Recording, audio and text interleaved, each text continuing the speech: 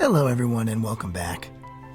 I wish you guys could see me right now. I'm trying out a technique to improve my audio, which involves sitting underneath a desk with a bunch of blankets draped over the top of it. I don't know, you tell me in the comments whether you think it's improved things or not. So I've decided, you'll see here, I picked up the Final Fantasy 6 Pixel Remaster, which came out in the few weeks since the last time I did one of these videos, and it's gotten some attention, and I actually think it's really good. It's really well done. So you'll see I've overlaid this over the top of some footage of me playing that game. I might swap back and forth between that and playing on the Classic, on the SNES Classic, like I did for the first couple episodes, so we can sort of see the differences and think about the differences a little bit.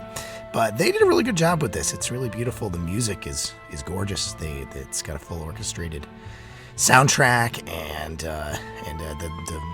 the retranslation is pretty good, although I will say that in the previous scene they retranslated son of a submariner as son of a sandworm, and I can't get on board with that sort of revisionism. So Ted Woolsey is rolling over in his grave, even though he's actually not dead. So but you know, I'm sure he's very upset. He cares a lot. I'm sure he doesn't. But, you know, without further ado, let's keep moving forward with our reading of the Final Fantasy III Player's Guide by Peter Olafson. Edgar says to head south, but you'll want to bear closer to the east to find the tunnel entrance that leads to South Figaro.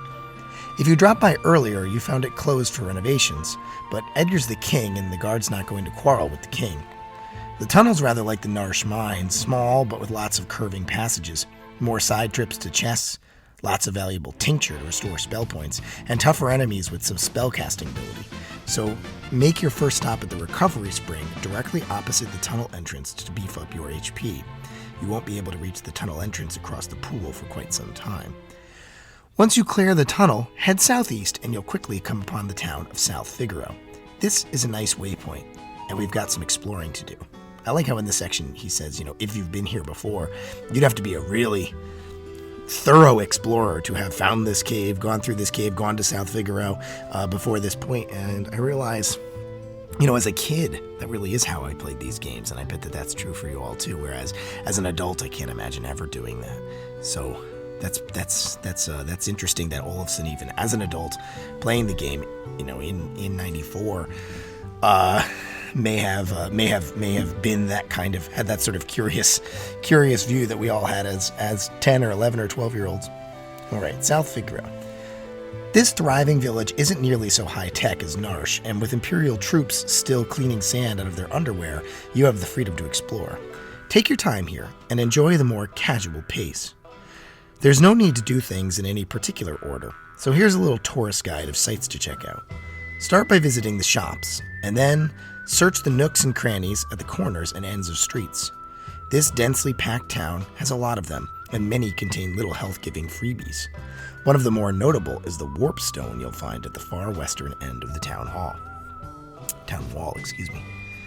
Things to do in South Figaro. Now, I've said before, but I love these little asides when you see when Olafson has this, switches to this blue text, and he kind of uses a different voice in these sections, which is neat, and they end up reading a little bit like tourist guides or travel guides or something, and I think it's meant explicitly written in that style.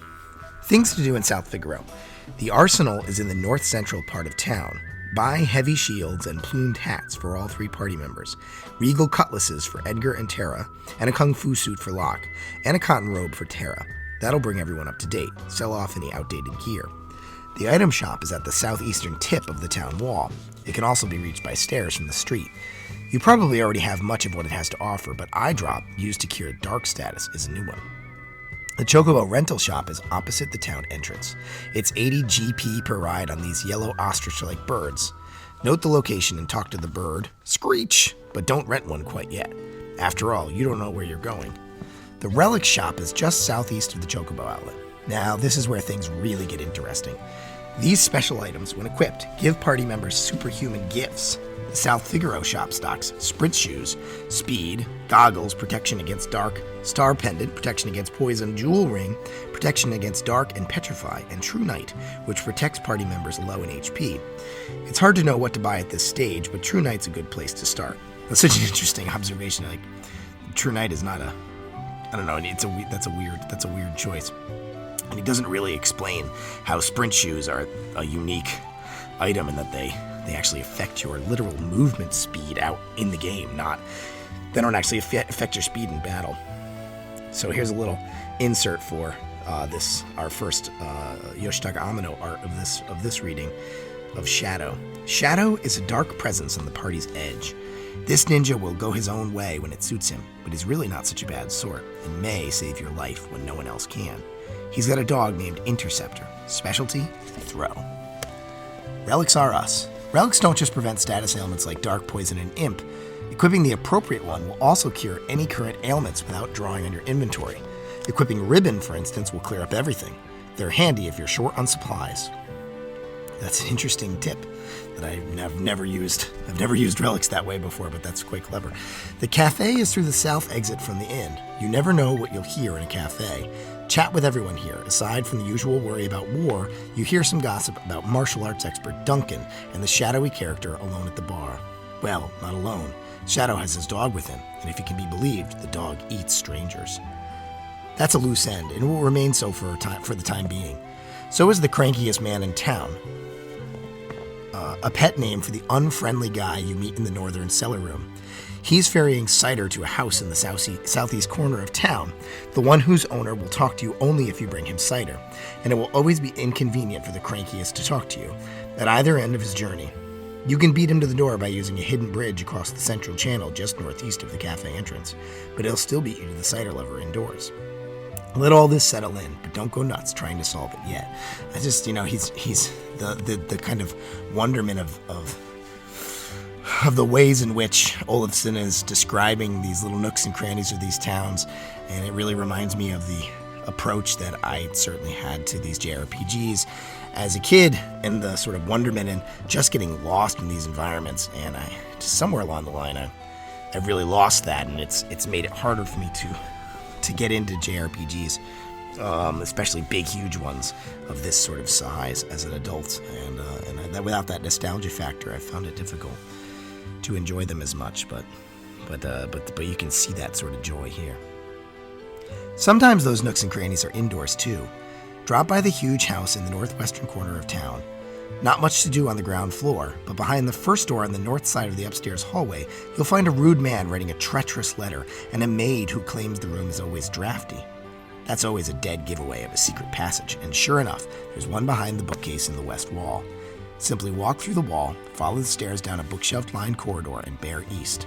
The first room off the hall is vacant, but the second has a save point, and the third is a storage room with 500 GP in the chest at the west end, another 1,000 GP in a chest near the middle, and 1,500 GP in a chest at the east end.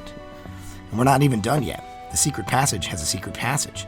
After coming down the stairs, don't bear east. Try walking straight south into the wall and then moving right. You'll find yourself in a kind of dungeon with hyper-wrist and running shoes relics and chests in the two cells. Back upstairs, take the right-hand exit. When you're done admiring the neat water wheel in the town's central channel, walk north to the town wall and head west and then south. That's right, there's a hidden alley behind the house and it leads right into another storage room. Check the clock against the back wall for an elixir, and then walk through the wall at the south end of the room for a surprise. You know the secret passages in the clue board game that take you diagonally all the way across the board? Well, the architects of South Figaro must have played Clue, because the one-way secret passage that begins here winds up in a cellar in the southeast part of town. Right now, it's just a cool thing to try out, but remember it. You'll need it. It's interesting, he's describing areas that you're really not supposed to engage with until a little bit later in the game. Pay a visit to the ship dock at the pier at the southern end of town. It's not going anywhere, but it's gorgeously rendered with all sorts of little details. You can see every rigging line and even the canned food and tomatoes stacked on the dock. Talk to the people. I know that's always the advice given for an RPG, and most of the residents are a bit scared of the prospect of the approaching war with the Empire. But a few are more helpful than others. Duncan's wife, for instance, will tell you that he's off in the mountains with his disciples. Perhaps it's time to take a Chocobo ride. The Chocobo is easy to drive, and it spares you the need to fight your way through all the random encounters in the countryside. Just watch it with the B button, or you'll do an involuntary dismount and strand yourself in the middle of nowhere. Whoops. Head straight north, and you'll come upon a simple house in a forest clearing backed up against the mountains. No one's home, but oh, the contents. Flowers, tea, dishes, all Sabin's favorites. It looks as though Edgar's found his brother's trail. That's not all he's found either. When the party steps back outside, you'll see a man just to the left of the door.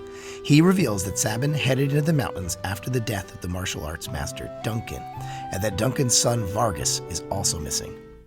There's but one other place you can go to at this stage, Mount Kolts, where Duncan and his party were bound. You'll find the entrance at the northern end of the easternmost valley north of South Figaro. While still basically a central path with little offshoots leading to chests, it's the biggest maze we've encountered yet, and the enemies are the nastiest. Spend a night at the inn in South Figaro before you set out, and ride a Chocobo to the mountain to spare combat damage en route. Be sure you've got a good supply of healers to keep the party's strength up, and tinctures to refill Terra's MP. You won't have gone very far before you see a dark figure on the edge of the screen, staying just ahead of you on the path. This is Duncan's resentful son, Vargas. So, Sabin, Edgar's brother, fled into solitude after his father's death and seems to have spent a lot of time pumping iron. Specialty, Blitz. This is a moment to sort of reflect the mobile version, at least. I assume the PC version too, but the mobile version of the FF6 Pixel Remaster that I'm playing here has a great little art collection where you can look at all of these Amino paintings, and some of which I had never seen before, which are really cool, including this cute little chibi one of Sabin. All right, let's read through this last little bit here. Vargas, whom you should have heard about back at the cafe, he reportedly killed his father in revenge for an imagined slight, and if you don't mind your P's and Q's, he'll soon come after you. Vargas is the closest thing we've had to a serious boss so far in the game. Spare no expense, hit him with everything you've got, and take care to protect Terra because you may need her to boost your HP and magic. Fortunately, in the late going, you'll get some help from an unexpected quarter. Sabin, looking like a bodybuilder and wielding a Blitz technique called Pummel. Read carefully how he pulls it off. Blitz will be a talent you'll need to call on many times. Don't let the door hit your butt on the way out, Vargas. Ooh, it's a good joke. It's a good joke right there. Blitz gives you access to a range of special fighting maneuvers. They're performed by punching in combinations of direction pad and button presses. The Blitz techniques are easy to use, but may confuse you a bit at first. You may imagine that they don't seem to work, or appear to work only inconsistently. Not so. Practice. Save your game as soon as possible after you learn a new Blitz, and reverse it until you're happy. Few problems are more irritating than an incorrect Blitz input message during a critical battle. When using the button-based techniques, punch in the combination as quickly as possible. If you're too slow off the mark, it won't work. When plugging in the combinations for Aura Bolt, Fire Dance, Air Blade, and Bum Rush, use your thumb to roll the direction pads smoothly through the maneuvers. They're in sequence. Don't try to punch in each direction separately. And yes, this is worth the trouble, so don't focus on the simple moves at the expense of the longer ones. Basic attacks like Pummel and Suplex are nice, but the more advanced blitzes will nail shut your enemy's coffin. Sabin's Blitz effect. I love this little artist's interpretation of a Super Nintendo controller. The following chart lists all 8 Blitz effects that Sabin can learn in FF3, the correct sequence of direction pad and button presses used to execute them, and their effects. References to directions, left, right, up, and down refer to the arrow keys. R and L refer to the right and left trigger pads on top of the controller. X and Y, of course, refer to the X and Y buttons. So, Pummel penetrates enemy defenses. Aura Bolt, a mystical purity attack.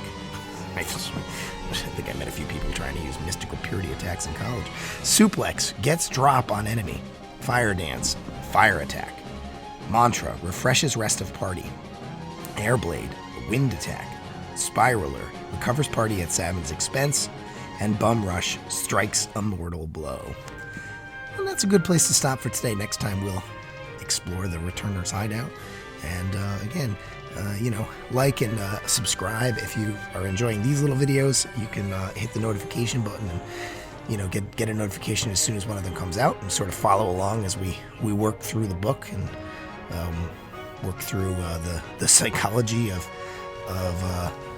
Peter Olafson and of myself at 11 years old, and we'll go from there. Thanks, everybody.